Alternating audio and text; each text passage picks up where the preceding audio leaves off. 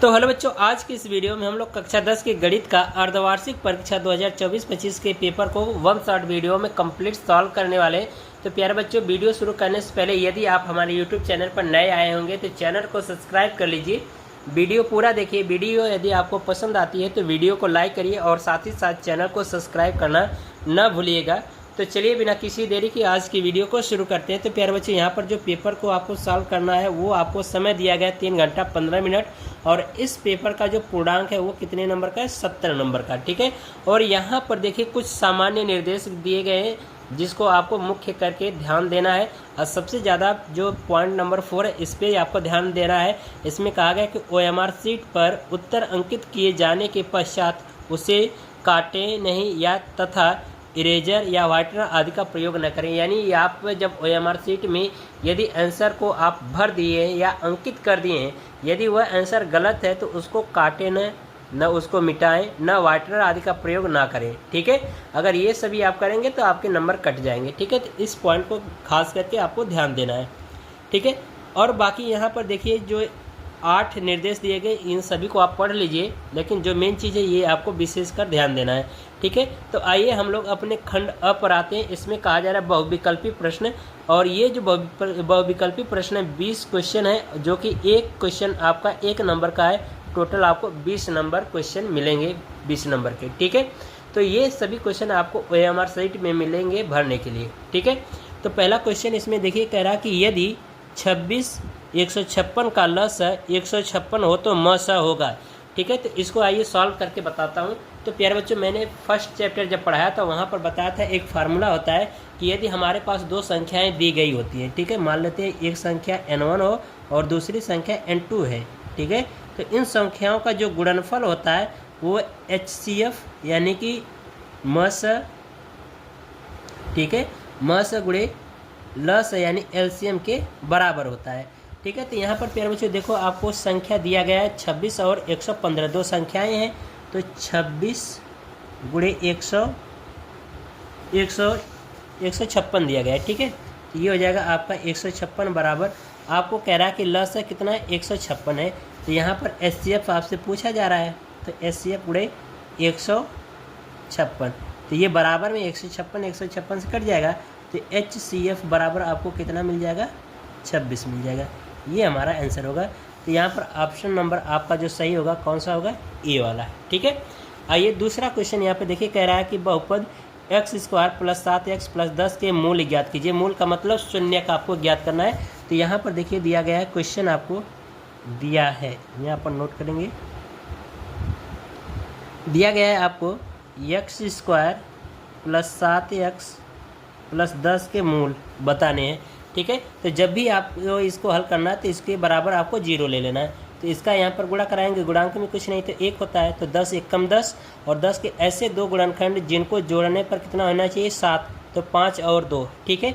तो 5 और 2 का गुणा कराएंगे 10 हो जाएगा, जोड़ेंगे तो 7 हो जाएगा। तो ये हो जाएगा x² प्लस यहाँ पर लिखेंगे 5x + 2x + 10 बराबर 0। ठीक है। तो ये हो जाएगा x² प्लस ये आपका हो जाएगा 5x ब्रैकेट ओपन कर दीजिए + 2x + 10, यहाँ से 2 पद यहाँ से 2 पद मिल जा रहे हैं। तो यहाँ से आपको x कॉमन ले लेना है, तो ये हो जाएगा x + 5 और प्लस यहाँ से 2 कॉमन ले लेना है, तो x + 5 हो जाएगा अंदर। तो ये दोनों सेम है तो इसको एक क्वेश्चन में ले लेंगे, इनको और इनको एक क्वेश्चन में। तो ये हो जाएगा x + 5 और दूसरे क्वेश्चन में x + 2। मूलों के लिए यहाँ पर लिखेंगे, मूलों के लिए प्यारे बच्चों हम क्या करेंगे, एक बार इसके बराबर 0 ले लेंगे, एक बार इसके बराबर, ये 0 0 आएगा बराबर करके। ठीक है। तो हमने कहा कि एक बार इसके बराबर 0 ले लीजिए, तो ये हो जाएगा x + 5 बराबर 0। तो ये हो जाएगा x बराबर -5। ठीक है। जो कि ये किसके बराबर होगा? अल्फ़ा के बराबर होगा। ठीक है। दूसरा जो आएगा इसके बराबर ले लीजिए, तो ये हो जाएगा x + 2 बराबर 0, तो x बराबर -2। ठीक है। तो ये हो जा रहा है, ये किसके बराबर होगा? बीटा के। तो मूलों की संख्या अल्फ़ा कामा बीटा का जो मान आ रहा है वो कितना आ रहा है? -5 कामा -2। तो यहाँ पर ऑप्शन आप देखिए मैच करिए ये, तो ऑप्शन नंबर बी सही हो जाएगा। सॉरी, यहाँ पर आप यहाँ पर देख सकते हो दोनों माइनस में आ रहा है, तो यही हमारा ऑप्शन सही होगा। ठीक है। अब इसके बाद तीसरा क्वेश्चन देखिए, इसमें कहा जा रहा है कि बिंदु -3, 4 की x अक्ष से दूरी। ठीक है, तो इसको भी देखिए, बहुत सिंपल क्वेश्चन है। तीसरा है, कह रहा है कि बिंदु आपको दिया, मान लेते बिंदु हमारा क्या है, P हो, और इसका जो निर्देशांक -3, 4 है। तो इसको हमें अब पूछा जा रहा है x अक्ष की दूरी। तो x अक्ष पे पूछेगा तो y अक्ष पे बताना होता है। तो ये हमारा y अक्ष, जो कि ये हमारा क्या कहलाता है, ये कोटि कहलाता है। ठीक है, और ये x है, तो ये हमारा क्या होता है, भुज होता है। ठीक है, तो इसमें कहा जा रहा है कहाँ से, -3 और 4।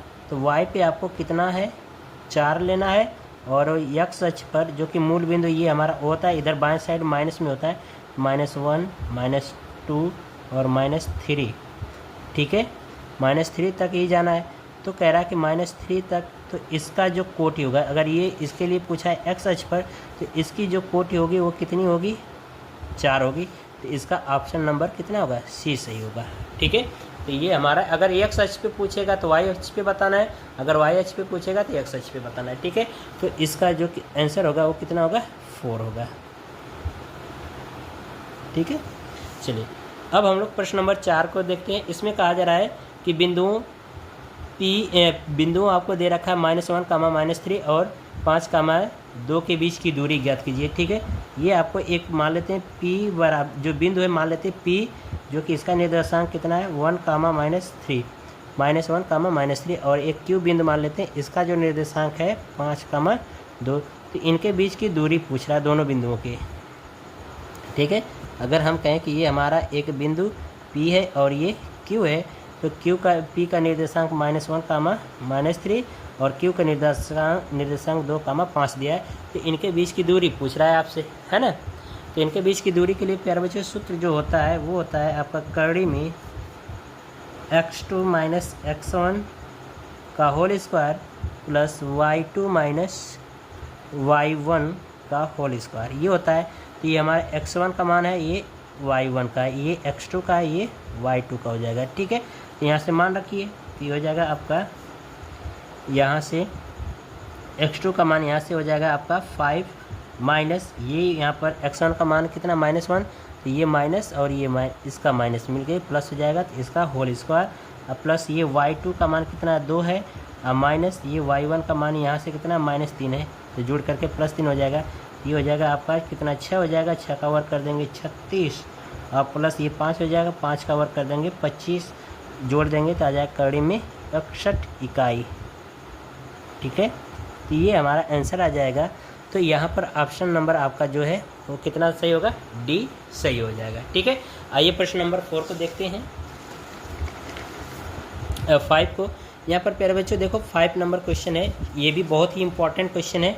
ठीक है, क्वेश्चन ये पास में दिया गया है आपको, 9 sec square theta -9 tan square theta, और इसमें के बराबर है मान पूछा जा रहा है। तो यहाँ से 9 कॉमन ले लीजिए, तो हो जाएगा sec square theta plus tan square minus हो जाएगा ये tan स्क्वायर थीटा हो जाएगा।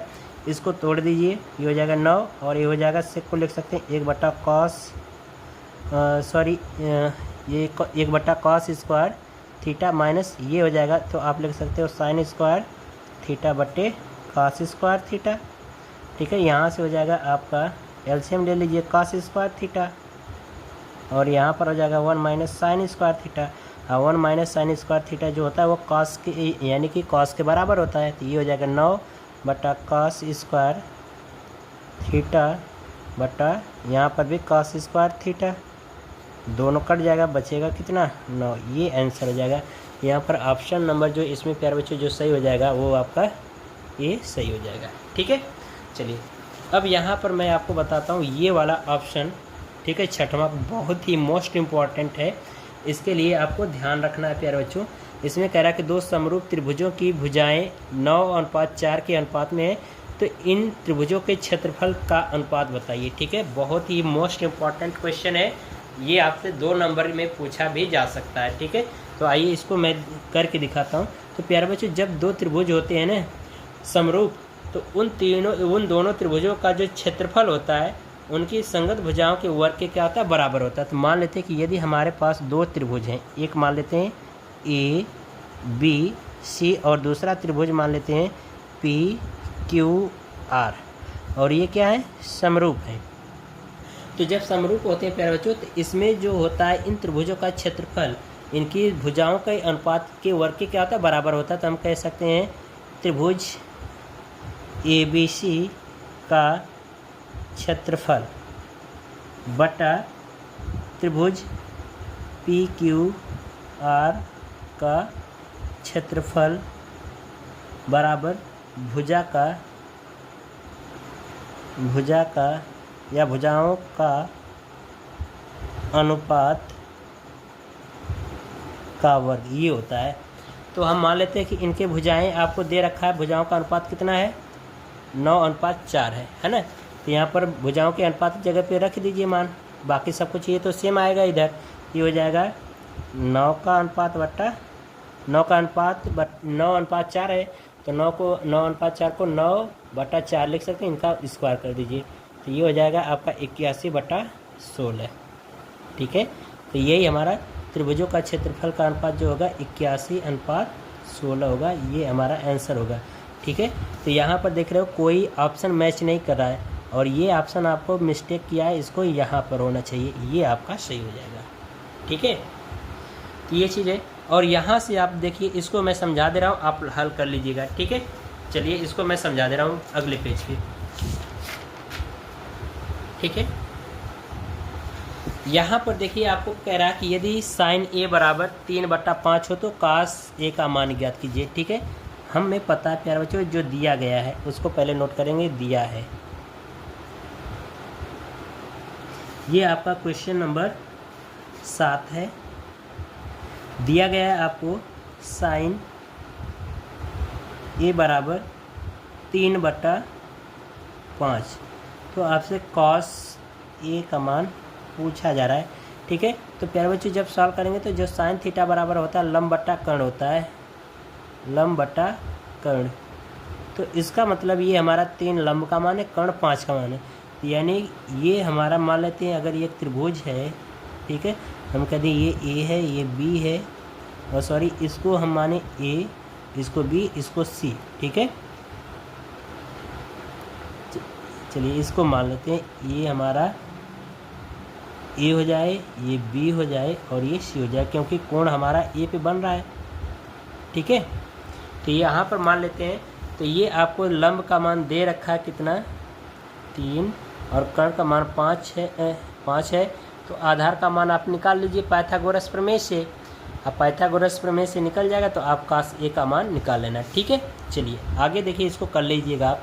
कह रहा है कि दी गई संख्याओं में अभाज्य है, तो यहाँ पर आपका 2 होगा। जो अभाज्य संख्या होती है वो आपका क्या होता है, 0 छोड़ो 1 छोड़ दो, फिर इसके बाद यानी 0 और 1 को छोड़ करके 2, 3, 5, 7, 9 ऐसे करते चले जाओगे। ये सभी हमारी क्या होती है, अभाज्य संख्या होती है। तो यहाँ पर 2 हमारी अभाज्य संख्या, जो कि यहाँ पर यही ऑप्शन नंबर डी हो जाएगा, ठीक है।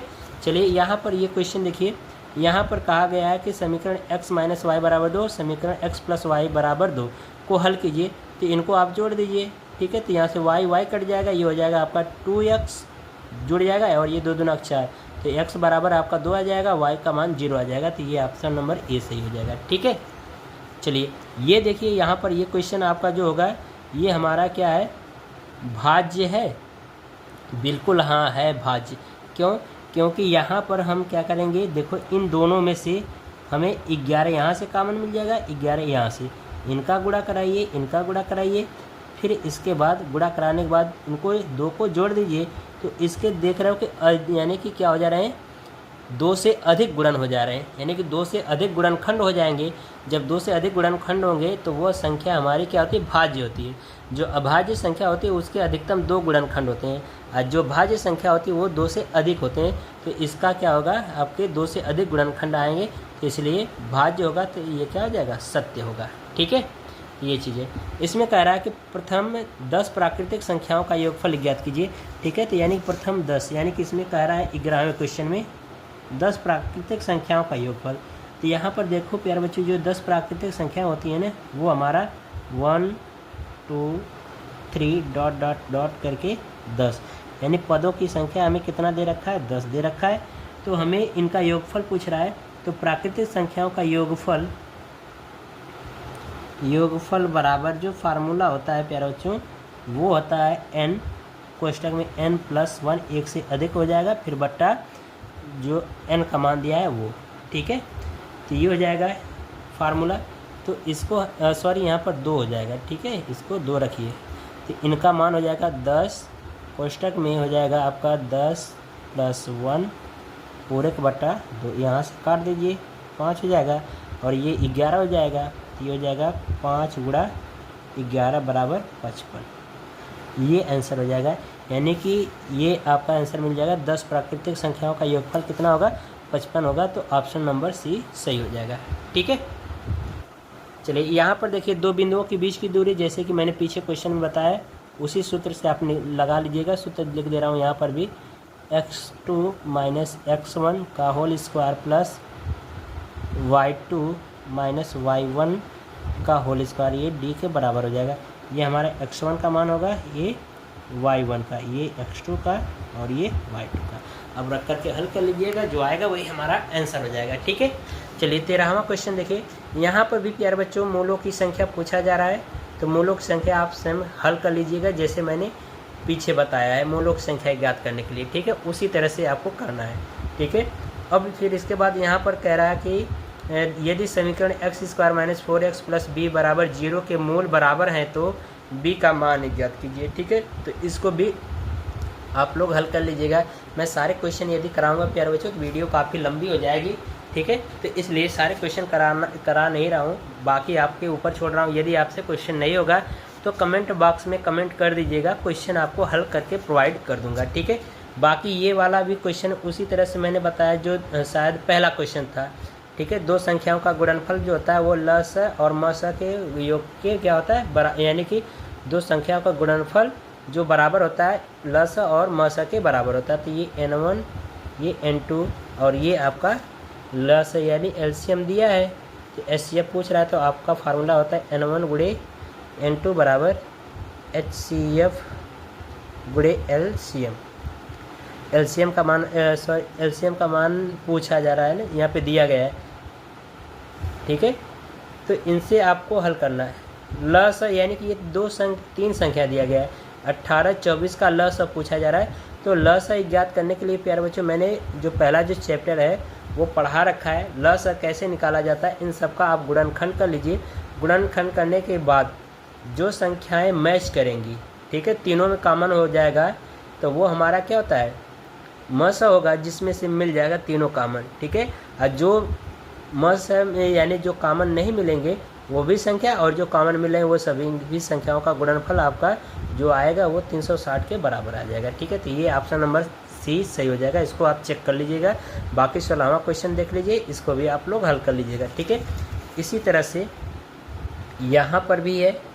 ठीक है, 17वां क्वेश्चन आप देख सकते हो, इसको भी आप स्वयं कर लीजिए। और यहाँ पर भी दिया गया है, इसमें से ए का मान पूछा गया है, तो इसको थोड़ा सा आपको चेंज कर लेना है। इसको 3 का इधर भाग करा दीजिए, तो हो जाएगा cot ए बराबर आपका 4/3 हो जाएगा। तो अब आपको क्या करना है, cot ए का मान लिख लेना। जैसे cot ए बराबर जो फार्मूला होता है वो होता है हमारा आधार बट्टा लंब। ठीक है, ठीक है, तो ये हमारा आधार का मान है, ये लंब का मान है। तो पाइथागोरस प्रमेय से कर्ण का मान निकाल लीजिए, फिर उसके बाद उसी से आपका सेक का मान निकल जाएगा। ठीक है, आइए अब हम लोग ये 19वां क्वेश्चन समझाते, बहुत ही मोस्ट इंपॉर्टेंट है, जो कि इसको 2 नंबर में पूछना चाहिए, लेकिन ऑब्जेक्टिव क्वेश्चन में पूछा तो भी बहुत ही ज़्यादा इंपॉर्टेंट है। आइए इसको बिल्कुल सिंपल तरीके से बताते हैं। तो प्यारे बच्चों, हमें जो पता है पाइथागोरस प्रमेय, वो हमें समकोण त्रिभुज के लिए पता है। यानी कि यदि ये हमारा समकोण त्रिभुज होता है, तो ये जो समकोण त्रिभुज है ये लंब और ये आधार के योग के क्या होता है, बराबर होता है ये कर्ण। ठीक है, तो पाइथागोरस प्रमेय के अनुसार जो होता है कर्ण का वर्ग बराबर लंब का वर्ग प्लस आधार का वर्ग, ये हमारा होता है। ये किसके लिए, समकोण त्रिभुज के लिए होता है। ठीक है, समकोण त्रिभुज के लिए। ठीक है, यानी इसका मतलब ये है कि जो आधार का मान और जो लंब का मान है इनका वर्ग करके जोड़ दें तो वो कर्ण के मान के क्या होगा, बराबर होना चाहिए। तो अगर कर्ण का मान जो होगा वो लंब और आधार के मानों के योग के क्या होगा, बराबर होगा, तो वो त्रिभुज हमारा क्या कहलाता है, समकोण कहलाता है।